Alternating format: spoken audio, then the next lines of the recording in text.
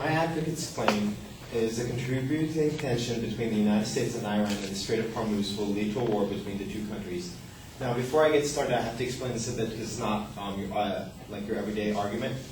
And basically, what this says is that Iran did not sign over to the UN over its nuclear weapons. So, and the United States wants it to sign over, and they will not. So, what they're doing, they're threatening to close the Strait of Hormuz, which is a flow of water, basically, which other countries, including Iran, ship out oil. And they're threatening to close it down, which would corrupt our economy.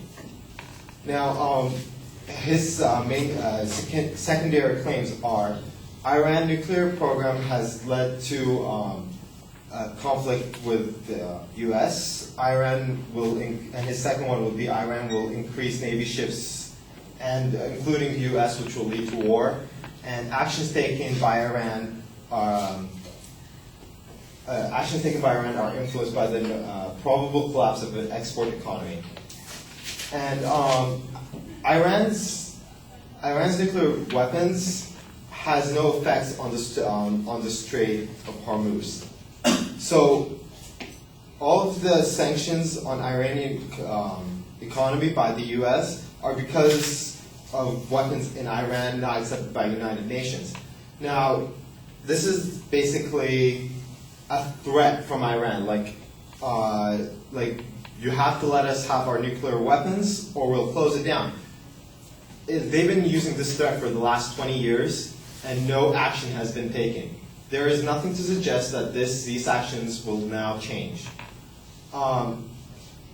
Anti-threats have been used before with them, and according to the diplomatic sources, threats are a reminder that Iran might not react passively to additional sanctions, and the Iranians will hope that Russia and China will press the United Nations and Japan to avoid adopting new sanctions in Iran's oil exports.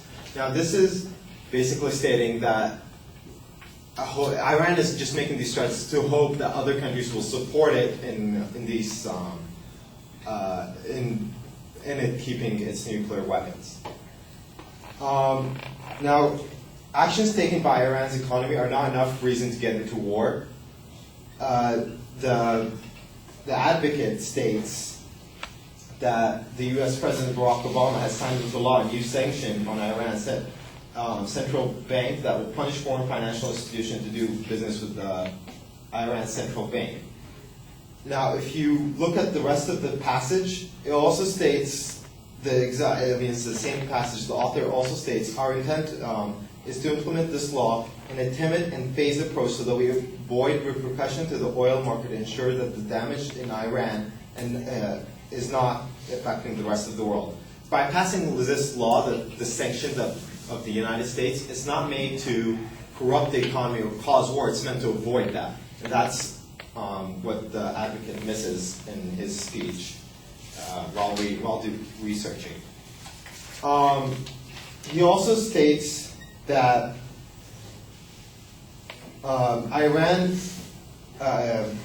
Iranians are not allowed to keep their money or to use their money that is overseas. But what he forgets to mention is how Iranian money outside of Iran in the United States can be used for up to 6 months. Sorry, not 60 months.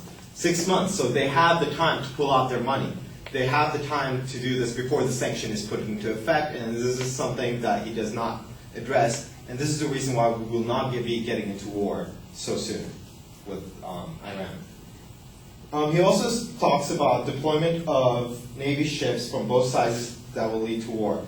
According to Harvard University Belfer Center, if Iran is able to properly link these capabilities, it could halt or impede traffic on the Strait of Hormuz for a month. So if Iran gathers all of its resources, it can halt the Strait of Hormuz for about a month. That's about it. And after that, then we will have control of the Strait of Hormuz.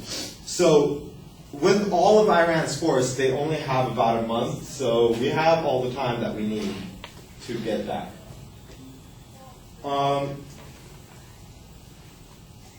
So Iran will also lose money by closing the Strait of Hormuz. It's just a way of a threat, an empty threat, which is why my refute claim is the tension in the Strait of Hormuz has little effect on reason of war between Iran and the United States.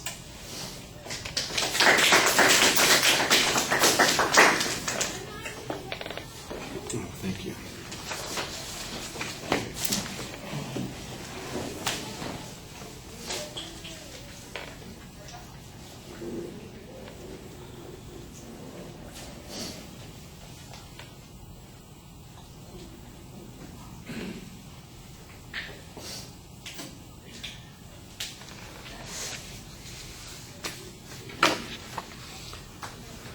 All right, well, you identified the topic clearly, and there's some background information. You're doing a lot of summary here, and I'm not exactly sure how much that helps you. You need to simplify the points a little bit more, because I think you kind of get bogged down in talking about Iran's nuclear program and some of the historical context without necessarily coming to grips with the threat that's being presented here. Ultimately, I think your argument at the end is the clearest one that you're suggesting, and that is that look, they don't have enough power to do this for long, and there are consequences to them to do this, so they're unlikely to do that. That's the most straightforward answer. The earlier argument is basically that there is some tub thumping here that's going on primarily to motivate the Russians and the Chinese to withdraw any support or prevent any support for the sanctions. And so this is really just showboating that's going on here. And I think that that's a good argument to make, but you need to develop a little bit more information on that point. For example, if they've been, you say they've had a history of doing this for a long period of time, and I'm going, okay, well, show me the history where they've made these kinds of threats as a way of trying to stampede others into going along with their issues, that they are mostly empty threats. I think you needed to have a couple of illustrations of that point. Then you kind of get involved in this argument talking about how U.S. policy is designed to avoid the war. I'm not sure that this is explained clearly or that it gets you very much.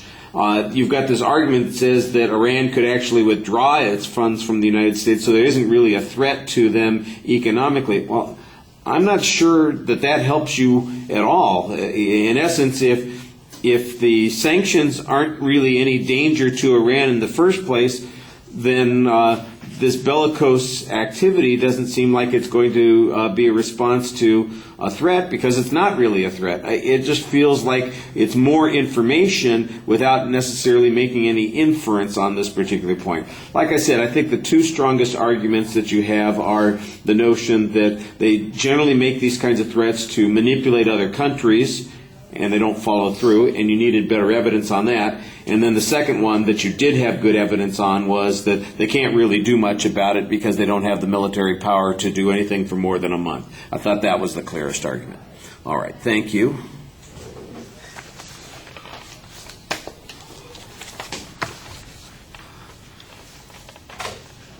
All right, well, I got two more people's outlines in my hand. I think we can get to one more person tonight. Diego or Christina, does one of you have a preference? What's that? Oh, you're volunteering. Yeah, go ahead and go. Okay, great. Thank you.